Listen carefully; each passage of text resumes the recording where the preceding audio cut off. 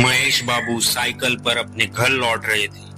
पूरे दिन की भारी मेहनत के बाद उन्होंने घर जाने के लिए एक शॉर्टकट रास्ता चुना था। रात में बहुत देर हो चुकी थी और सड़क पर कोई नहीं था। यहाँ तक कि सड़क के कुत्ते भी वहां नहीं थे। जब महेश बाबू साइकिल चला रहे थे तो रात की अजीब और डरावनी खामोशी का एहसास हो रहा था। जैसे ही वे पुराने तालाब के पास से गुजरे, उन्होंने भारी पानी बहने की आवाज सुनी।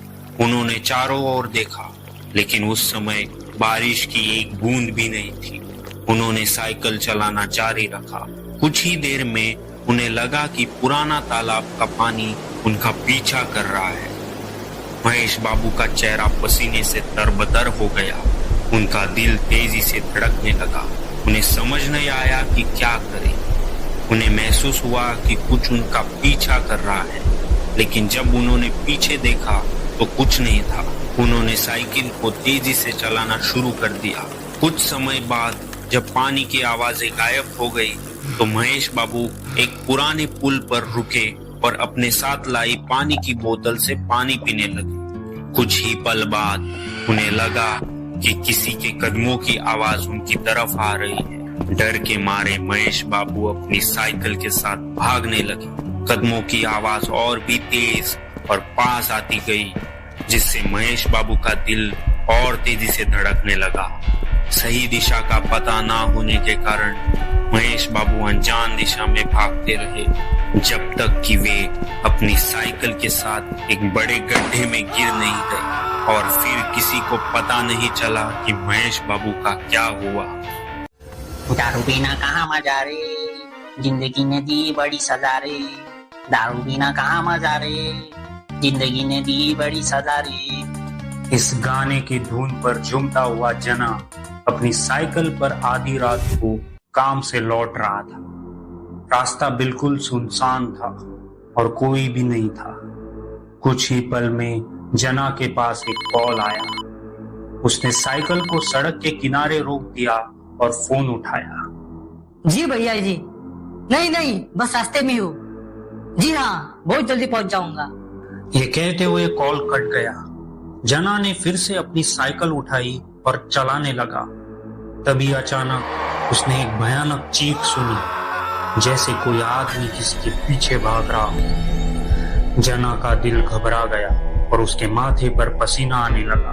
उसने सोचा कि वह उस दिशा में जाकर देखे जहां से आवाज आ रही थी। वह सड़क के किनारे से होते हुए एक घने जंगल में घुस गया, जहां दिन में भी सूरज की किरणें नहीं पहुंच पाती थी। थोड़ी दूर चलने के बाद उसे एक आदमी अपनी साइकिल के पास बेहोश पड़ा हुआ दिखा।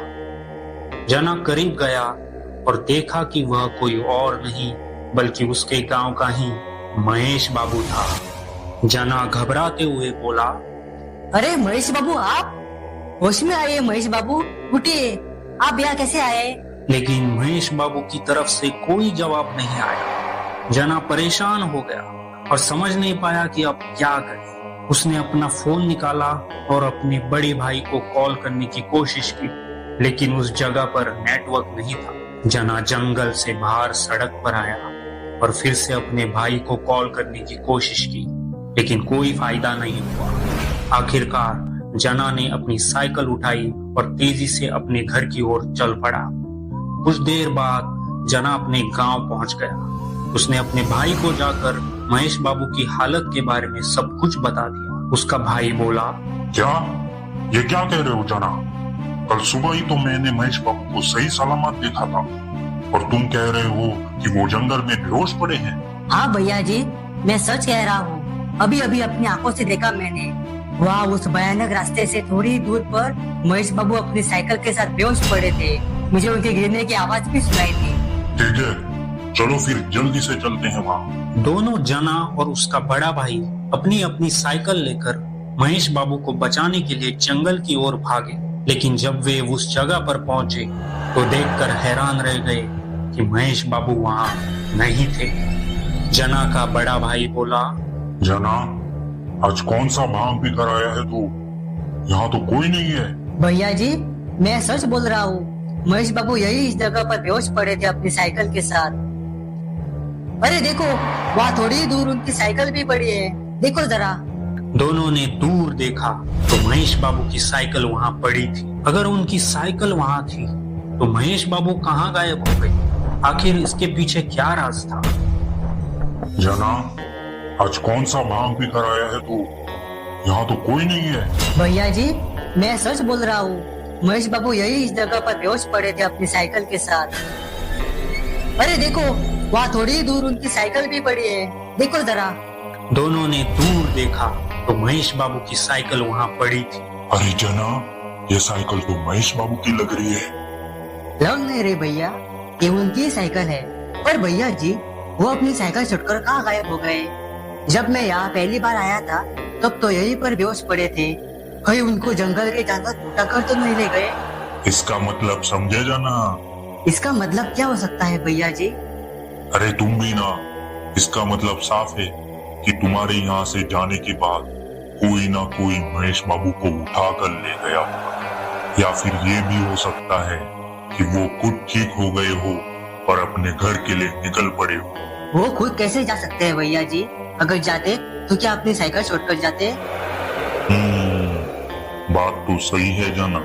लगता है महेश बाबू की जान खतरे में है। चलो जल्दी उन्हें ढूंढते हैं। दोनों भाई घने जंगल की ओर महेश बाबू को ढूंढने निकल पड़ते हैं।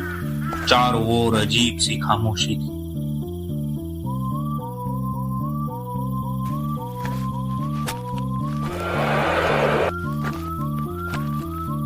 उन्होंने जंगल के हर कोने में ढूंढा पर महेश बाबू का कोई पता नहीं चला। निराश होकर दोनों ने गांव लौटने का फैसला किया। थोड़ी देर बाद वो अपने गांव पहुंच गए। पहली बार जंगल में जाने के कारण वो दोनों बहुत डर गए थे और महेश बाबू के लिए दुखी भी थे। उन्होंने हल्का खाना खाया और सोने के लिए चले गए। अगली सुबह दोनों भाई उठे और नाश्ते की तैयारी करने लगे। नाश्ता करके जब जना का भाई काम पर निकलने ही वाला था तो अचानक खिड़की से उसने देखा कि महेश बाबू अपने दोस्तों के साथ बाहर बातें कर रहे। जना का भाई हैरान हो गया और तुरंत अपने छोटे भाई जना को बुलाते हुए बोला, अरे जना, ये तो महेश बाबू है। भैया जी, महेश बाबू गांव में कब लौटे? अरे जना, ये तो महेश बाबू है। भैया जी, महेश बाबू गांव में कब लौटे? चलो जना, उनसे बात करके आते हैं। जिज्ञासा में जना और उसका बड़ा भाई महेश बाबू से मिलने के लिए निकलते हैं, जो अचानक गांव में लौटे थे। जना पूछता है, अरे महेश बाबू, आप ठीक तो है? आप जंगल से कब लौटे? महेश बाबू, सुना है आप गांव से गायब हो गए थे। वैसे किसने उठाया आपको? गायब? जंगल? आप दोनों क्या बोल रहे हो? मुझे कुछ समझ नहीं आ रहा। अरे महेश बाबू, कल रात जब मैं अपने काम से गांव लौट रहा था तो मैंने किसी के गिरने की आवाज सुनी। जब मैं अपने साइकिल से उस घने जंगल से गुजर रहा था तो मैंने साइकिल रोकी और अंदर चला गया। वहाँ मैंने आपको बेहोश पड़ा देखा। महेश बाबू, आप वहाँ कैसे पहुँचे? जाना, ये तुम क्या कह रहे हो? कल रात तो मैं अपने घर पे ही सो रहा था। कहीं तुम्हें कोई भ्रम तो नहीं हुआ? नहीं महेश बाबू, हम कल रात आपको ढूंढने उस जंगल में गए थे। वहाँ हमें आपकी साइकिल भी मिली, लेकिन आप नहीं दिखे। वही तो कह रहा हूँ, कल रात मैं अपने घर पे ही था। अगर ऐसा है तो आपकी साइकिल वहाँ क्या कर रही थी महेश बाबू? देखो, मुझे तुम लोगों से बकवास करके मेरा पूरा दिन खराब नहीं करना है। बहुत हो गया, मुझे और भी काम है। आए बड़े जासूस बनने। चलो रे, निकलते हैं। इतना कहकर महेश बाबू और उनके दो दोस्त जना और उसके भाई को नजरअंदाज करके वहां से चले जाते हैं। जना का भाई जना से कहता है, जना, इस महेश बाबू को क्या हो गया है? ये ऐसी बातें क्यों कर रहे हैं? क्या पता भैया जी, मैंने तो सच में उन्हें देखा था। चलो कोई बात नहीं, अगर वो इतना कह रहे हैं कि वो घर पर थे तो शायद वैसा ही हुआ होगा। और तुम जना, भांग थोड़ी कम पिया करो। जना का भाई अपने काम पर चला जाता है और जना वापस अपने घर लौटता है। जना रसोई में अपना बाकी बचा हुआ काम निपटाता है और फिर वो भी अपने काम पर चला जाता है। उसी रात जब जना अपनी साइकिल से वापस घर लौट रहा था तो उसने तालाब के पास एक अजनबी को देखा जो बोतलों से भरा हुआ बैग ले जा रहा था। जना रुकता है और चुपचाप उस अजनबी पर नजर रखने लगता है। इतनी रात को इस तालाब के पास यह अजनबी कौन है और इसके हाथ में ये कौन सी बोतलों की थैली है? जना जो काम से लौटकर अपने गांव साइकिल से वापस जा रहा था, अचानक रास्ते में अजीब चीजें देखता है। उसने पास के घने जंगल में तालाब के पास एक अनजान आदमी को देखा जो बोतलों से भरा बैग लेकर उन्हें तालाब में फेंक रहा था। जना धीरे धीरे उसके करीब जाता है और उसका छुपकर पीछा करने लगता है जब तक कि वो अनजान आदमी अपनी साइकिल के पास नहीं पहुंचता। तभी जना को उसकी साइकिल देखकर एक झटका लगता है क्योंकि वो साइकिल महेश बाबू की साइकिल जैसी लग रही है। जना उलझन में पड़ जाता है और सोचता है कि अब क्या करे। जैसे ही वो उस आदमी से बात करने के लिए आगे बढ़ता है, वो अनजान आदमी अपनी साइकिल के साथ वहां से गायब हो जाता है। जना बहुत कोशिश करता है कि उस आदमी को घने जंगल में ढूंढ सके, पर नाकाम रहता है। वो हार मानकर अपनी साइकिल के पास आ जाता है और गांव की ओर निकल जाता है। उसी रात जना और उसका भाई डाइनिंग टेबल पर खाना खा रहे होते हैं। अचानक जना का भाई पूछता है, क्यों जना, आज का दिन कैसा रहा तुम्हारा? आज का दिन बढ़िया था भैया जी। रोज की तरह आज भी बहुत काम हो गया, बस थोड़ा थक गया हूँ। भैया जी एक बात पूछनी थी आपसे, ये महेश बाबू जैसी साइकिल और कितने लोगों के पास है इस गांव में? क्यों, क्या हुआ? ऐसा अजीब सवाल क्यों पूछ रहे हो भाई? बात ही कुछ अजीब सी हो गई आज मैं उस घने जंगल से लौट रहा था तो मैंने वहाँ एक अनजान आदमी को देखा जो शराब की बोतलें तालाब में फेंक रहा था। थोड़ा पीछा करने पर मैंने उसकी साइकिल देखी जो हुबहू महेश बाबू जैसी दिख रही थी। जना का भाई उत्सुकता से पूछता है, क्या फिर तुमने उससे बात नहीं की कि वो कौन था? हाँ भैया, उसे मिलने से पहले ही वो अपनी साइकिल के साथ गायब हो गया वहाँ से। अगले दिन जना और उसका भाई महेश बाबू के घर जाते हैं। वो दोनों कई बार महेश बाबू को आवाज लगाते हैं और दरवाजे पर दस्तक देते हैं। थोड़ी देर बाद दरवाजा खुलता है और जना और उसका भाई यह देखकर चौंक जाते हैं कि महेश बाबू शराब के नशे में धुत है और अजीब हरकतें कर रहा है। उनके मुंह से शराब की तेज गंध आ रही थी। जना का भाई चिल्लाता है, महेश बाबू, ये क्या हाल बना रखा है आपने? क्या आपको पता नहीं कि इस गांव में जो भी शराब को हाथ लगाता है उसे गांव से बाहर निकाल दिया जाता है? अब तो आपको ये गाँव छोड़कर जाना ही पड़ेगा महेश बाबू।